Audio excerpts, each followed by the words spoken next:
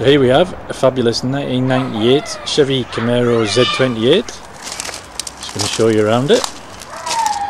So as you can see on the front end, she's got a little bit of wear and tear where things have caught the front end, but in pretty good nick. A few scratches and things, and as you can see, supplied by Evans Hull Show in Milton Keynes. This still has the original dealer plates on it and stickers and stuff, which I'll show you as we go around.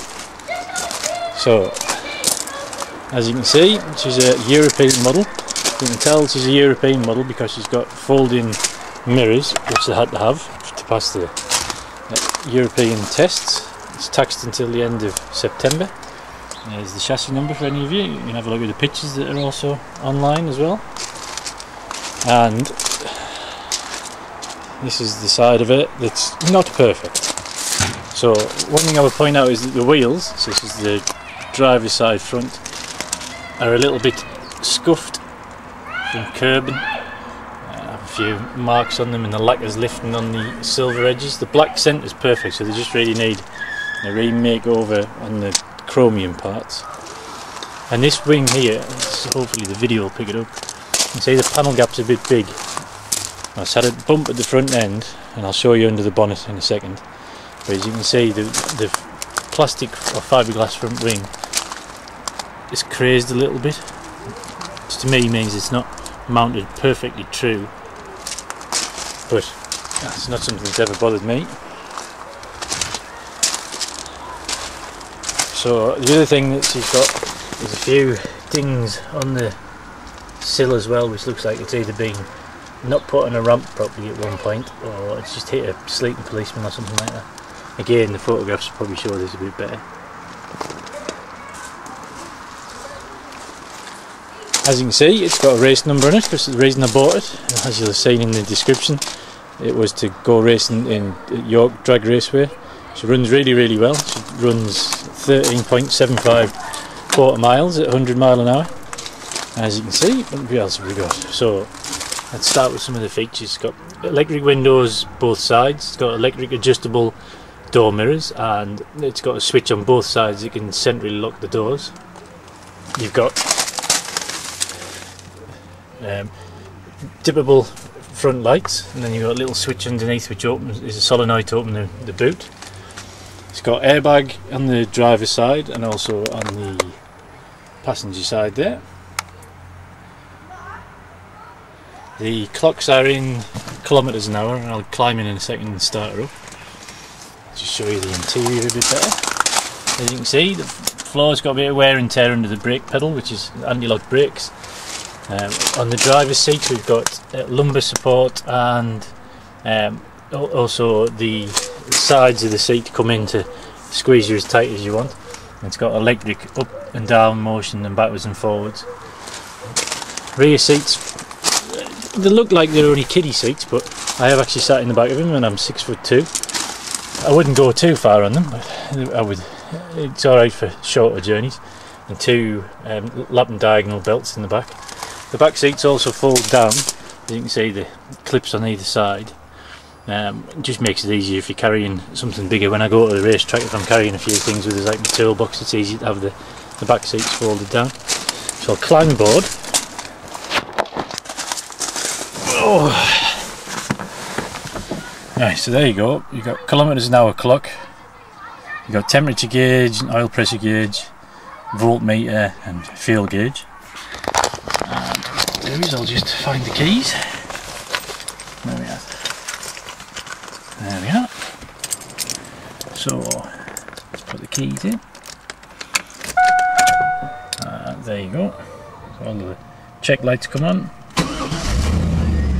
Starts and ticks over. As you can see, she's got good oil pressure, and she's got, at the moment, she should be the same because I'm not really going to be using her too much, 117,178 kilometres.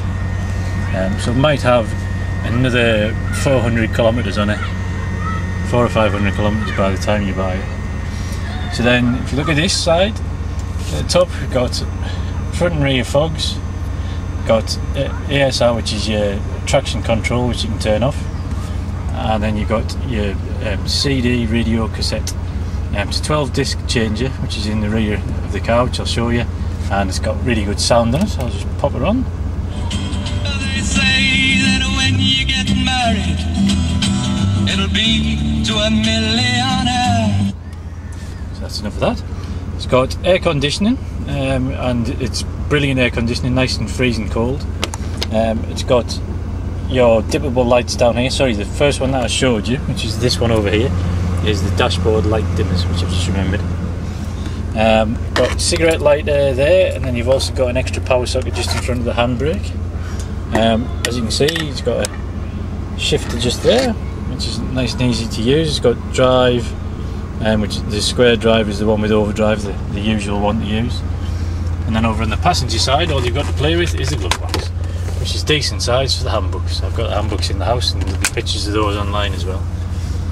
There you go, you can see the passenger side switches. And then in the centre of the car you have a nice and handy glove box, which is designed for tapes or CDs. I've never had either of those in because I've never had a tape. And you've got a little cigarette lighter down here, one big cup holder in the front, and in the back 2 cup holders. So there you go. And then one of the big features of the car is the fact that it's got T-tops. I'll get my head out of the way. These don't leak at all, they're in perfectly good working order, and you'll see in the back of the car, in the boot, that there's actually spaces for them. I'll just take the keys out. So that's that. Okay, anything else I need to tell you in here? I don't think so. Give you a good look at the ignition switch, and that's about it. So we pop the solenoid. You can also use the key to open the back door, the boot, sorry. There she is. Fuel filler for unleaded fuel. When I go to the race and I put super unleaded in, and that makes it run a little bit quicker. There you go, that's the back end, and again, as you can see, it's still got the dealer plates on. I quite like the fact that it's got dealer plates because it's got loads and loads of history with it, which will come with the car. There you go, it's still got the dealer sticker on, which somebody's tried to hack off. So if we lift the boot, as I said, it does have a keyhole at the back, but if you pop the button, then she opens up there.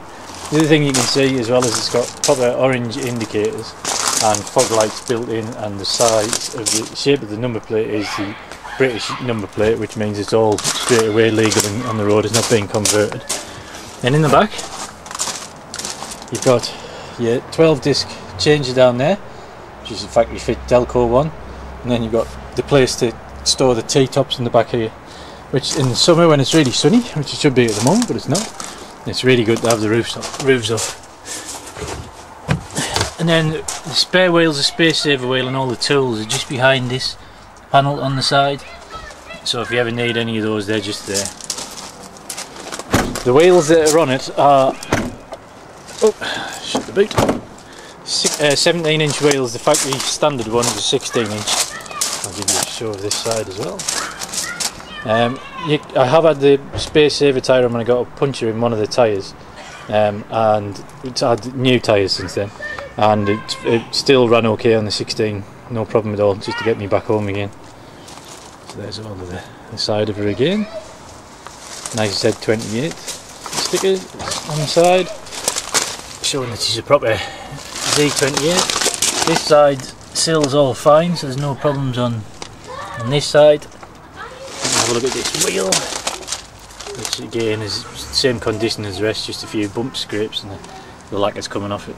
But I think it's a bit different, it gives it a nice look on the front end. So that's her there, and what I'll do is I'll just quickly nip inside and start her up again and let you see the engine run. So here we have the most important part of the car, which is the LS1 aluminium small block Chevy engine. It's the first year that had the LS1 in it. The LT ones aren't as powerful and aren't as tunable as well. You can see here as well, see it's got export UK, so it was designed from the factory. I believe they were made in Canada and then shipped over here. You can see ABS pump there. This air lid is unique to the LS1 motor, So if you see one that doesn't have an airbox that's like that, it's the LT1 engine that's in it. Air conditioning, which as I said works perfectly. It has got an alarm on it. I've never used the alarm, I don't think it works properly, but the alarm key fob is there. Everything else that you need on this side, your transmission dipstick, oil dipstick and oil filler. Everything's been looked after as it should be, all the filters and fluids have been changed when it should be. And then you've got power steering on the other side. Intake. You can see everything's running nice and smoothly, purring over. As you can see, this is the side that's had the bump, but the chassis rail down here is spot on and perfect. There's no bending on it. What I think with that wing is that it's the brackets that are on the lower part aren't lined up properly when it's been repaired. So all of the strip towers and everything should drive dead straight. There's no uneven wear on the tyres or anything like that. I'll show you the tyre on this side. You can see that she's got no problem there. Okay, so that's it. If you want to know any more about it, then just let me know and I can take extra photographs or anything. Thanks a lot.